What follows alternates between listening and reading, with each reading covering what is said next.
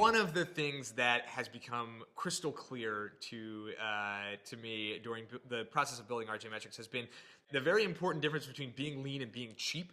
There are certain elements of that lean startup cycle and the idea of, make the minimum investment in order to learn everything that you can and then move on to the next iteration of that idea that are extremely valuable and that we use in our product management organization and in other various parts of the company today. And there's something in the DNA of myself and my co-founder that just like, you will never walk into our office and see, $600 Aeron chairs floating around unless we got them for $50 on Craigslist from a company that was going under because they didn't spend as efficiently. That part, that kind of being lean part of the world, I think clicks really well with our way of growing a business. But there have also been eras where being cheap is just not worth it. I can remember in the very early days, having a conversation with my co-founder about whether or not we should buy coffee for the office. And I think, I forget who gave me this advice, but I was, relaying this conversation to another entrepreneur in the community, and they said, Bob, your employees want you to pay 25 cents so that they can take a drug that's going to make them work harder.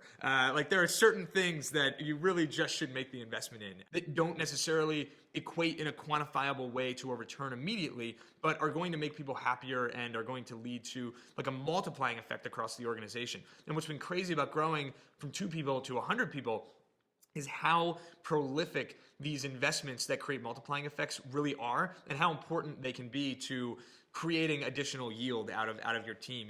If you're 2 people and you make an investment that is going to cost, $10,000 or more to create a 10% performance improvement, it may seem idiotic. If your cost of capital is really high, it's a bunch of money to spend, et cetera, you're going to get another 0.2 people out of the deal.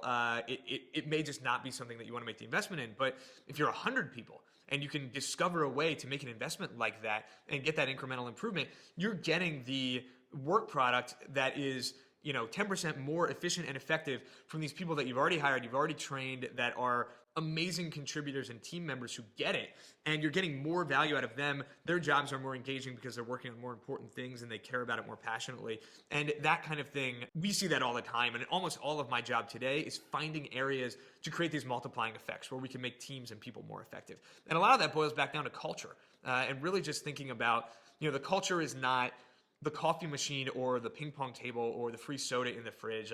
Culture at RJMetrics is how we treat each other, and the kinds of people that we hire in terms of their approach to working collaboratively and building teams. And to us, we make sure that we as co-founders, we as a management team, set a really good example and communicate extremely clearly what's expected around people's work product and their performance, and also what the benefits are of really creating an environment where people feel comfortable working and voicing their ideas. And some keystones of that are things like intellectual honesty. There's not a person at RJMetrics who cannot or will not admit when they are wrong, including myself and Jake. And I'm wrong all the time. But a big kind of cornerstone of a lot of our discussions are people changing their opinions, or people kind of taking the opinion on the opposite side, even if they don't believe in it, to stimulate a more engaging and thorough argument about a topic that might be kind of a key strategic decision point for us. So, we take the idea of treating everybody very equally and caring a lot about process extremely seriously.